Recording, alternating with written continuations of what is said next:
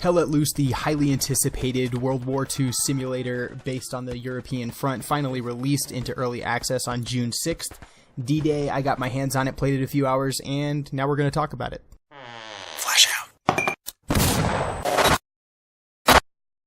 So after a couple of hours into Hell Let Loose, I feel like I have a pretty good grasp on my opinions of the game and the way it stands right now. I think it's important that we have a discussion about where the game is, and then I kind of want to approach this differently than I think a lot of other folks may be doing. I'm going to talk about some things that I don't like about the game, some things that I do like about the game, and then I'm going to do a little bit of comparison with Post Scriptum, though I'm going to avoid some of the nitty-gritty details because I think that's an appropriate subject of future content. And then I want to talk a little bit about just the tactical shooter landscape as a whole and what the genre kind of looks like. So let's start off with some things that I didn't like about the game. So first and foremost, I think what stood out to me as kind of a negative is just the sound quality of the game. I think that's a two-part struggle. One is that it is still in early access. The game just launched, and like all these, and I'll just add that any complaints that I make about the game are completely pointless because it just entered early access, and by and large the developers are doing an amazing job. However, the sound quality is not where it should be right now. I think the biggest frustration isn't that the sounds aren't convincing, it's that the sounds are affecting the gameplay. For example, when you take fire, your screen will go dark, you'll know that you're being suppressed. However, you won't get that kind of like snap, crackle, pop that most of us are accustomed to that helps you detect not only that you're being shot at, but the direction it's coming from. So you lose a little bit of the immersion by virtue of doing it in that way, and hopefully that it's something that'll be addressed in the future. I'm confident that it will be. Second is that there was a significant lack of communication in the game across squads. So I attribute this to two things. One, the game just launched. No one knows how to communicate. No one knows how to play. No one knows how to squad lead unless they were in the beta. So there's a ton of new players in the game, and we just suck, frankly, as a community right now. And I think that problem will fix itself. Two, there's kind of this feeling of swarming rather than deliberate maneuver in the game. The maps are enormous. The spawn points are relatively limited, although squad leaders can drop their own spawn points. But if you open the map and look at it, you'll see that rather than moving to flanks, typically on these 100-player 50 versus 50 person servers, you'll see two streams of players just running directly at each other, whether they be from Axis or allies, and then just converging in a meat grinder in the center rather than electing to maneuver in any meaningful way.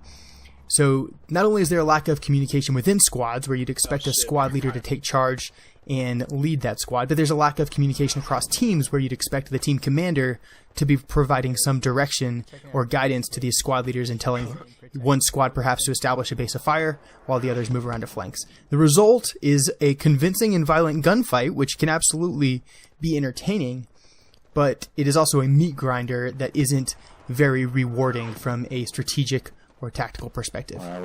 My second biggest complaint is, while the graphics are absolutely stunning and they're beautiful and the Unreal Engine looks great in Hell Let Loose, there's a certain level of shine or bloom in the graphics that makes it very difficult to detect players. Maybe that's just a complaint because I'm spoiled by games like Squad and Post Scriptum where I can pick out players at range, but I think that the camouflage in this game is so effective that it becomes more of a close-range Twitch shooter than the simulator that perhaps the developers are striving for. If you recall, when the new Battlefield game launched, this was also a complaint made by the community, which was resolved by adding a different shader to character models rather than the background, so that the character models kind of were more easily detected. You could see movement a little easier. They kind of popped more. Maybe this is just me griping or bitching unnecessarily, but it did affect the way I played the game, and I found it frustrating as someone who's really appreciative of the tactics and kind of the more broader strategic concepts, that I ended up in these close range gunfights where there could be someone, in virtually open standing in front of me that I couldn't detect even on a pretty beefy rig, and I'm obviously someone who's relatively experienced at shooters and think that I would be able to pick out these people in the wood line, but I couldn't. Alright, so those are some things I didn't like. There's obviously more, but I kind of want to keep it brief enough that it's worth talking about, and then I'm going to move in now to some things that I did like about the game. So number one, the game, despite it being kind of frustrating to detect people, it looks absolutely amazing. The graphics are incredible. They are superior to any of its competition at the moment. and it runs really good. So not only are those graphics convincing and beautiful, but I was running 80 frames the entire time. Beyond it being beautiful, it's incredibly fun. So the game, it's just enjoyable. Even after just a couple of hours of playing it, I didn't become overly frustrated. I enjoyed it thoroughly. I really had some amazing moments, which is why I play these kinds of games. And for those reasons alone, I think it's worth taking a look seriously at Hell Let Loose. Next thing, the developers have clearly invested some time to help the community learn the game.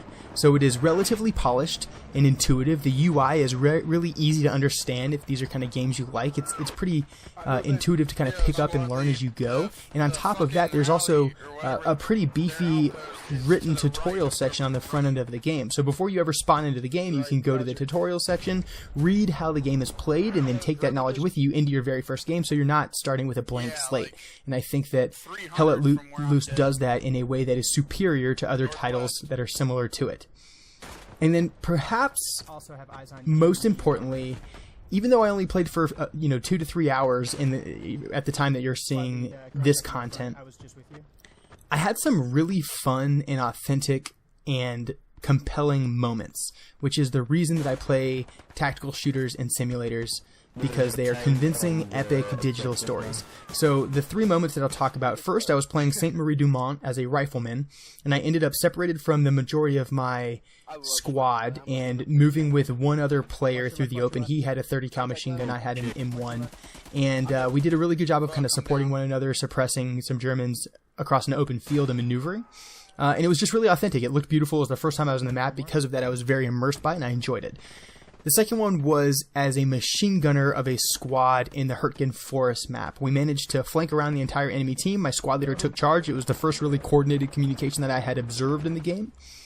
And we managed to get on the enemy's flank. I established my 30 cal as the machine gunner. We identified the enemy position on this ridgeline to our front, and I basically just used this traversing fire while I was on fully automatic or cyclic rate of fire, and I just traversed back and forth and suppressed this entire enemy squad to allow my squad to maneuver, which was really fun, and it was an example of the tactics actually being employed and working correctly. The final moment that I'll highlight is I was playing as an anti-tank gunner, and I was the last guy in my squad forward. There was a blueberry in a different squad that was nearby. He also happened to be AT, and then an enemy tank, I think it was a Sherman, rolled into kind of our area. And we both saw this thing. We had no idea how to range our Panzerfausts.